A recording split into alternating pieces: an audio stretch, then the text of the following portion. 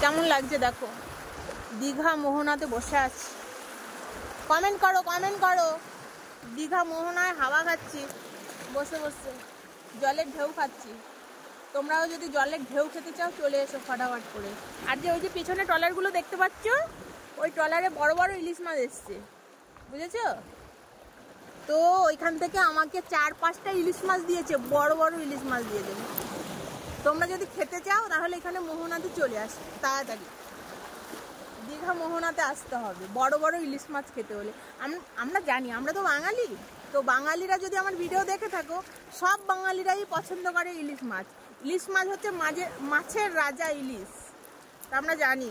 তো ইলিশ মাছ নিশ্চয়ই তোমরা পছন্দ করো, চলে এসো ইলিশ মাছ খেতে। এই যে ট্রলারগুলো দেখতে পাচ্ছ তো, ওই ট্রলারে গভীর সমুদ্রে চলে যায় মাছ ধরতে।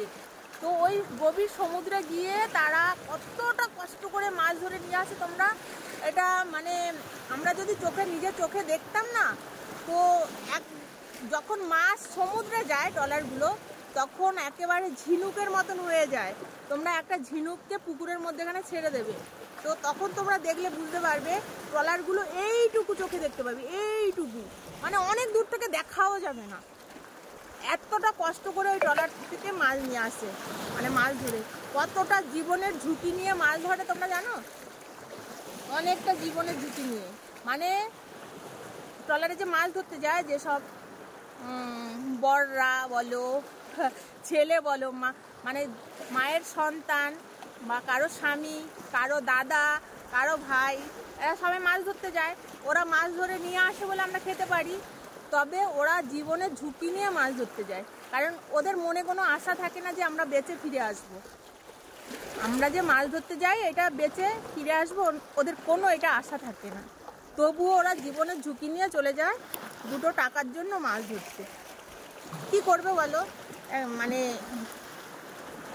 এইখানে মানে আমাদের সাউথের মানুষরা বেশি মাছ ধরতে যায়, কারণ ওদের তো আর কোনো সরকার থেকে চাকরি বাকরি দেয় না, কারণ ওরা ছোটোবেলা থেকেই পরম্পরা, তারা মাছ ধরেই এসছে। তাই ওরা ছোটোবেলা থেকেই ওদের জালের প্রতি, মাছ ধরার প্রতি একটা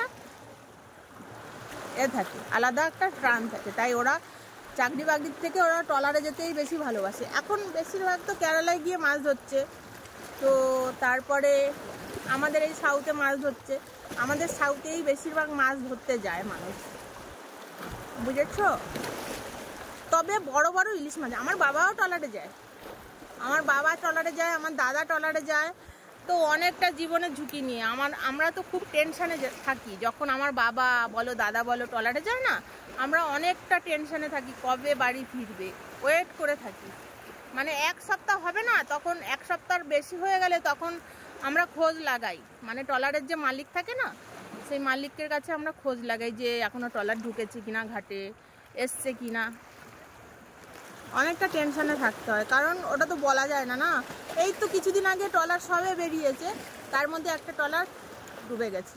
ঘাটে ঢুকবে মানে সমুদ্রের এতটা স্রোত, কি বলবো তোমাদেরকে, সমুদ্রের এতটা স্রোত, ট্রলারটা ঘাটে ঢোকার সময় ট্রলার ডুবে গেছে।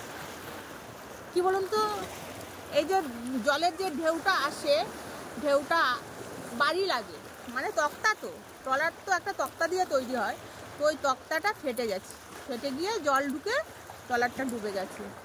তবে ঘাটের কাছে হয়েছে, 2টো মানুষ নিখোঁজ হয়ে গেছে। সব মানুষ বেঁচে ফিরে এসছে, আর 2টো মানুষকে খুঁজে পায়নি এখনো পর্যন্ত, মানে তারা নিখোঁজ। কতটা তাহলে কষ্ট করে তারা মাছ ধরতে যায়, তাহলে তোমরা একবার বলো।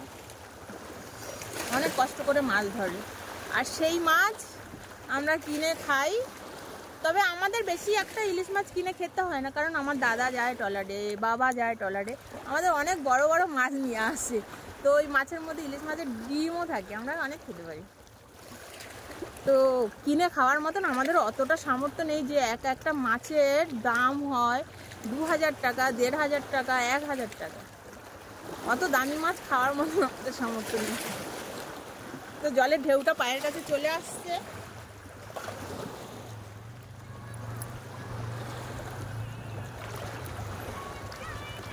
তো কেমন লাগছে ভিউটা একটু কমেন্ট করে জানাবে। আর সন্ধে হয়ে যাচ্ছে, এবার চলে যাব। মোহনাতে এসছি, দীঘা ঘুরতে এসছি। এই দীঘাতে অনেক দিন বাদে এলাম। আর এই বর্ষার সময় দীঘাতে ঘুরতে এলে বেশ ভালোই মজা লাগে। কি বলো তো, ইলিশ মাছটা পাওয়া যায় মোহনাতে, সেই জন্য দীঘাতে বর্ষার সময়ই বেশিরভাগ ভালো লাগে আসতে। চলো বন্ধুরা, টাটা। এই যে দেখো সবাই ভিডিও বানাচ্ছে, দেখেছো? সবাই ভিডিও বানাচ্ছে।